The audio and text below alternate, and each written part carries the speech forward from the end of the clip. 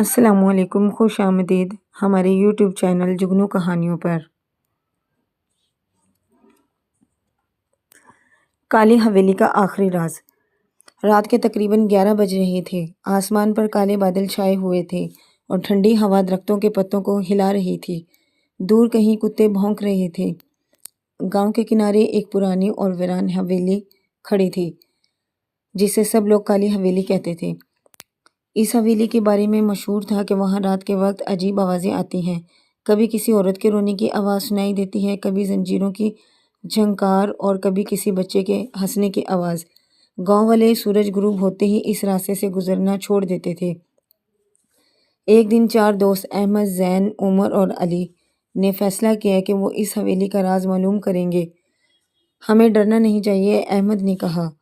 اگر واقعی وہاں کوئی بھوت ہوا تو؟ علی نے گھبراتے ہوئے پوچھا۔ زین ہنس پڑا۔ یہ سب لوگوں کی بنائی ہوئی کہانیاں ہیں، مگر انہیں معلوم نہیں تھا کہ اس رات ان کی زندگی ہمیشہ کے لیے بدلنے والی ہے۔ بارش شروع ہو چکی تھی جب وہ چاروں حویلی کے بڑے زنگ آلود دروازے کے سامنے پہنچے۔ دروازہ ہلکا سا دھکا دینے پر خود ہی چرچراتا ہوا کھل گیا۔ اندر ہر طرف اندھیرا تھا۔ دیواروں پر جالے لٹک رہے تھے اور فرش گرد سے بھرا ہوا تھا۔ اچانک اوپر والی منزل سے کسی چیز کے گرنے کی آواز آئی۔ چاروں دوست چونک گئے۔ کون ہے وہاں؟ احمد نے آواز لگائی، مگر جواب میں صرف خاموشی ملی۔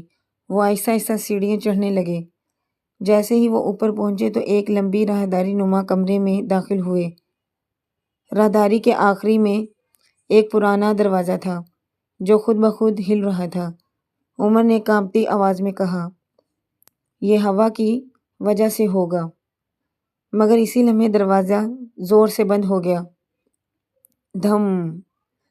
چاروں کے دل زور زور سے دھڑکنے لگے۔ پھر اچانک انہیں کسی عورت کے رونے کی آواز سنائی دی۔ آواز اتنی دردناک تھی کہ سن کر رونگٹے کھڑے ہو جائیں۔ وہ آواز کا پیچھا کرتے ہوئے ایک کمرے میں داخل ہوئے۔ کمرے کے بیچ میں ایک پرانا آئینہ رکھا تھا۔ آئینے پر موٹی گرد جمی ہوئی تھی۔ احمد نے ہاتھ پھیر کر گرد صاف کی۔ جیسے ہی آئینہ صاف ہوا سب حیران رہ گئے۔ آئینے میں چاروں دوست نظر نہیں آ رہے تھے، بلکہ ایک سفید لباس والی عورت کھڑی تھی۔ اس کے لمبے بال چہرے پر بکھرے ہوئے تھے۔ علی خوف سے چیخ پڑا۔ سب نے پیچھے مڑ کر دیکھا مگر وہاں کوئی نہیں تھا۔ دوبارہ آئینے کی طرف دیکھا تو عورت غائب ہو چکی تھی۔ اب خوف بڑھتا جا رہا تھا۔ اسی دوران انہیں ایک پرانی ڈائری ملی۔ ڈائری تقریباً 100 سال پرانی تھی۔ اس میں لکھا تھا، اگر کوئی یہ تحریر پڑھ رہا ہے تو میری مدد کرے، میں بے قصور ہوں۔ مجھے اس حویلی کے تہہ خانے میں قید کیا گیا تھا۔ چاروں دوست حیران رہ گئے۔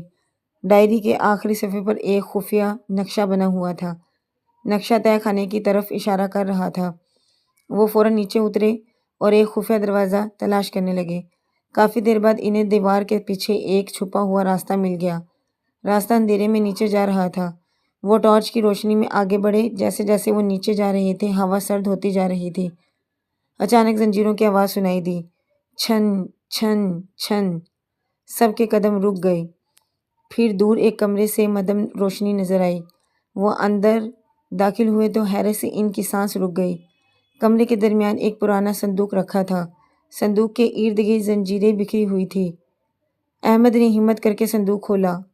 اندر ایک پرانا تعویذ اور چند خطوط موجود تھے۔ خطوط پڑھنے پر معلوم ہوا کہ کئی سال پہلے ایک لالچی زمیندار نے اپنی بیٹی پر جھوٹا الزام لگا کر اسے اسی تہہ خانے میں قید کر دیا تھا۔ وہ بے قصور تھی۔ وہیں قید میں اس کی موت ہو گئی۔ تب سے اس کی روح انصاف کی منتظر تھی۔ جیسے ہی احمد نے تعویذ ہاتھ میں لیا پورا تہہ خانہ لرزنے لگا۔ دیواروں سے عجیب آوازیں آنے لگیں۔ ہوا تیز ہو گئی۔ اچانک سفید لباس والی وہی عورت ان کے سامنے ظاہر ہوئی۔ ان کے چہرے پر اب خوف نہیں بلکہ غم تھا۔ اس نے دھیمی آواز میں کہا، میرا سچ دنیا تک پہنچا دو۔ یہ کہہ کر وہ غائب ہو گئی۔ چاروں دوست تعویذ اور خطوط لے کر حویلی سے باہر نکل آئے۔ اگلے دن انہوں نے تمام خطوط گاؤں کے بزرگوں کو دکھائے۔ تحقیقات کے بعد حقیقت سامنے آ گئی۔ سب کو معلوم ہو گیا کہ وہ لڑکی بے قصور تھی۔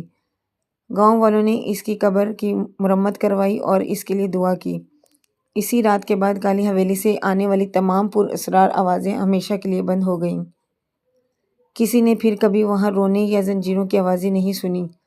کہتے ہیں کہ اس لڑکی کی روح کو آخر کار سکون مل گیا تھا، اور کالی حویلی جو برسوں تک خوف کی علامت بنی رہی، ایک خاموش یادگار بن کر رہ گئی۔